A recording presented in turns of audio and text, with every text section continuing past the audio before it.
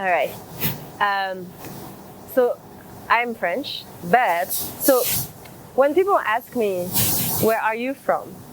That is the toughest question that I can ever get because it's so complicated. Like, so basically, I was born and raised in Paris, so I grew up in a very French and European environment through school, through my circle of friends.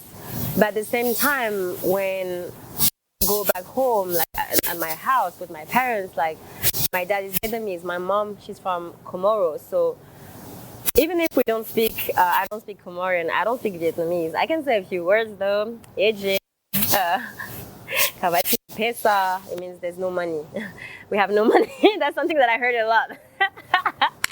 But yeah, even if I don't speak the language, I feel like I grew up in an environment where there was like three cultures: the French one, the Comorian, the Vietnamese one. And now that I live in Hong Kong, I feel like there's another one. There's the fourth like country that plays a big role in my life. So I would say that yeah, I can speak French. So salut, ça va? Je m'appelle Anisha. Je suis danseuse. I can speak French. But yeah, I wish I kind of like learn more of those languages. First of all, to feel more welcome in those communities, because like being part of the community means also like knowing the language, because it's just so easy when it comes to like communication. But also, yeah, I just wish I knew all of that. But it's never too late though. I'm on my way to learn all of that. But yeah, and so what I want to say is that yeah, when it comes to like having other mixed friends here in Hong Kong, especially in Hong Kong, I was so amazed because the first year I came here, I met a girl. Her name is Robin. Hi, Robin. And she's half Indian and half South African, Zulu South African. And I was like, wow, this is so amazing because I've never seen that mix. And we have like some similarities. Like we both understand the African perspective, the African background, the mom and dad hitting hard the kids and whooping our ass. But at the same time, like she had that also Indian side, and that makes her feel so special in the way like she could understand like both perspective. And plus she's in Hong Kong, so she also grew up in a tree culture environment. So I really find it amazing that city is able to like gather so many people from so many backgrounds that went through the same struggles, that are facing other type of struggles but similar to mine, for example. And obviously there's a lot of half Hong Kongese, half British, or half Hong Kongese, half French kids. And I also like relate to them because I also grew up in that French European environment. So I just find it so interesting that at the end of the day, we're all super similar, you know. We all share like similarities, and we also there will be also always something that we can relate to, you know, kind of, because we grew up in such like international place. So being exposed to all those international kids here is just like, it's just amazing. Like you just create a bond that is very special. Sure. So I'm a dancer here. I'm a choreographer. Dancing is my passion. So I've always been dancing. And the thing is that, so I experienced South Africa just before coming here in Hong Kong. And I started to learn more about the culture through dancing, for example. And there's no dance school. People know how to dance. They learn how to dance literally just in parties, on the street, with their family, in gatherings. So it's something so natural and so like anchored in the culture in general, that I was like, wow, this is so interesting. Like people don't need to, you know, academically like find courses and stuff. So I came here in Hong Kong after learning a little bit about afro-beats and stuff, the gua there and stuff. I came here and I was like, wow, I miss it. I miss that side. I miss that South African vibe that I used to like have back in South Africa, and even in France actually, because in France the Black community, African community is so big that yeah, it's very present there. But here in Hong Kong, I felt like okay, there's something missing. The community is here. There's a Black community, there's an African community, but culturally speaking, like I miss my African parties. I miss dancing Afrobeat. So I was like, okay, let me do something.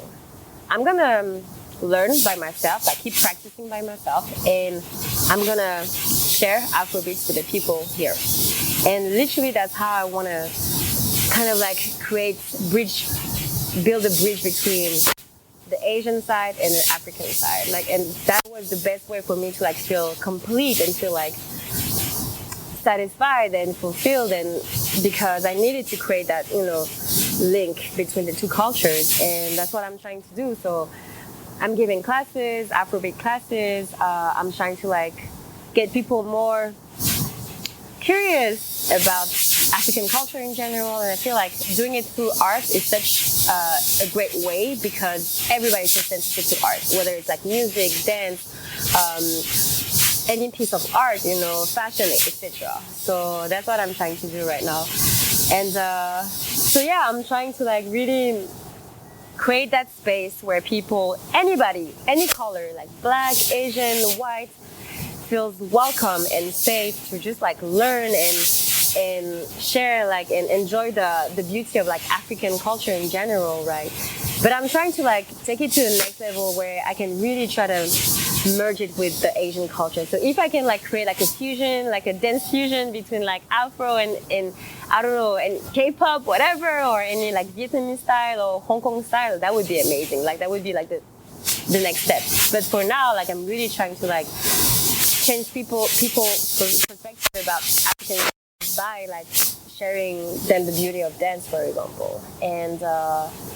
And yeah, I guess that's what I'm trying to do, right? So diversity, creating a space where people feel like comfortable and sharing like any inside of their culture is very important for me. But also as a woman and as an engineer, I'm also trying to make an impact on young women also, to make them understand that they need to be confident. You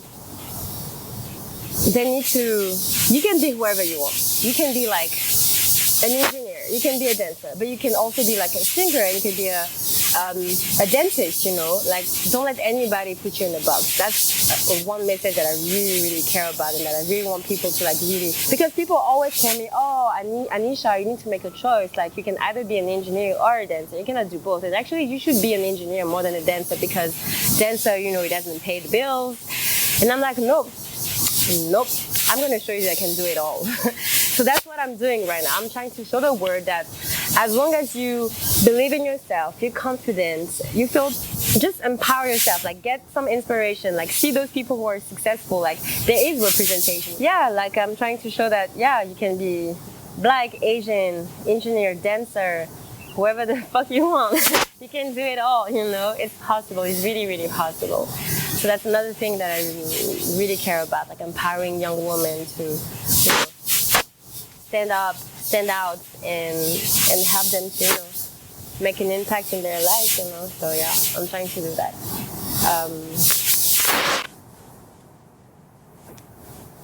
Okay.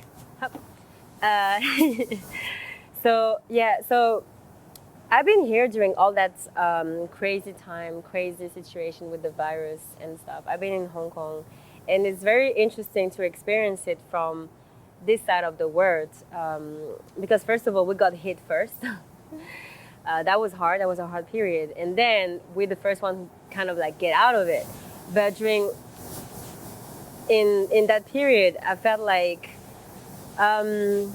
so. It was interesting because I saw a lot of things. Like, I saw a lot of people discriminating Asians in Europe or anywhere else outside of the world, saying that, hey, like, the virus is coming from China. Look, he's Chinese. He must have the virus. Like, like, get out of my way, blah, blah, blah. So I saw that a lot. So I personally stood out, and I was like, no, this is not acceptable. Like, we in a crisis situation, like everybody's going through this crisis. Why are we like creating more and more hatred and discrimination when we don't need this? All what we need right now is to focus on our health, be safe, etc. And now, like, the opposite is happening. So when I say the opposite, African people, black people in China are getting like discriminated because Chinese people, they think that they carry the virus, they might carry the virus, and yeah. So it's I'm just saying that I'm not going to talk politics or anything. You know, it's not the right space for that. But in general, like, we shouldn't this is nonsense. Like, to me, like, we shouldn't mix everything up. We shouldn't, like, and this kind of like topic really gets me a little bit like super sensitive, because I'm in a space where I'm both African, I'm both Asian. So I really don't get it. I really don't get it when people like try to create like issues and problems out of basically a health like problem situation, and then you turn it into like a racist issue. But all I'm trying to say is that in that tough period, we need to stay connected. We need to like be kind to each other, respect each other. The virus is not related to the color of skin. It's related to something else, okay? It has nothing to do. But yeah, like, but at the same time, like, I've been doing other things that makes me think that, okay, we're going through a lot, but it's not an excuse not to do anything. It's not an excuse to keep like making an impact and like raising awareness and like trying to make people like help them to have like a better life. So for example, what I've been trying to do, because I couldn't give any dance classes during that period, so I started to give like online dance classes so that I can reach out people from all around the world. And that's super exciting, because when you think about it, like, you have a Zoom meeting and you have people coming from Bolivia, UK, Sweden, Tanzania, Hong Kong, Japan, Australia, and you're like, wow, I can reach out to them and I can share like what I love with them, and I can show them that we're all interconnected. We all need to like, you know, like be nice to each other, keep like that passion, keep that love, sharing that love, and you know, don't spread any negativity. It's just about like sharing positivity and staying strong, you know. And to people who say that, oh, I feel bored, I don't have time. No, you have so much time right now. You can do so many things for yourself. Like, even if you can like calculate your taxes, but you can also do creative stuff, you know, for yourself. So I guess it's a very positive and interesting and useful time that we have right now for ourselves, especially. And yeah, I've been trying to create content. I've been like trying to like reach out more people throughout the world, all around the world. But definitely, we should like stay positive and look after each other and be nice, be kind, because we don't need more negativity. We don't need more like discrimination. Oh my God, the sun is crazy. But yeah, so yeah, that's all I want to say. Yeah, that's a question that I really like, actually, because I'm working towards it. So first of all, I would say that we need to raise awareness. We need to create that conversation, an open conversation between non-Black people and Black people. So whenever we get questions, it can be like questions like about hair. I know we hear that a lot of time. How do you wash your hair? How do you do that? I know, but it's also important to like educate people that need to like get that knowledge and that didn't know all of that before, you know. So raise awareness. I also think that it's super important to have like representation, you know.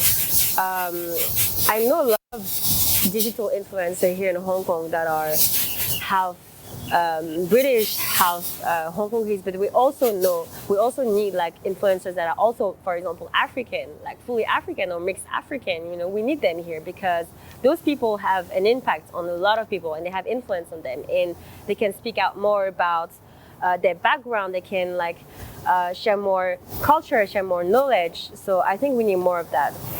And also, I feel like using art to help people, Black people, to feel more home in Hong Kong could be also a good solution. So for example, here in Hong Kong we have the French May. So every May, the whole month is celebrating the French culture. Why we don't have this for Africa, for example, like the African October, you know? So that's something that could be interesting to like explore. And also, for example, I know in Canada, in August is like a festival, the Afro-Caribbean festival. We should have this too here, you know, because as I said, Hong Kong is so international and there's so many cultures that are represented. We need to have that for the African diaspora here too. And having more restaurant that sells more African food in general, having, I don't know, a brand based here that promotes like more African like clothes. That would be amazing. And actually, there's one girl that is doing an amazing job when it comes to that. Her name is Harmony.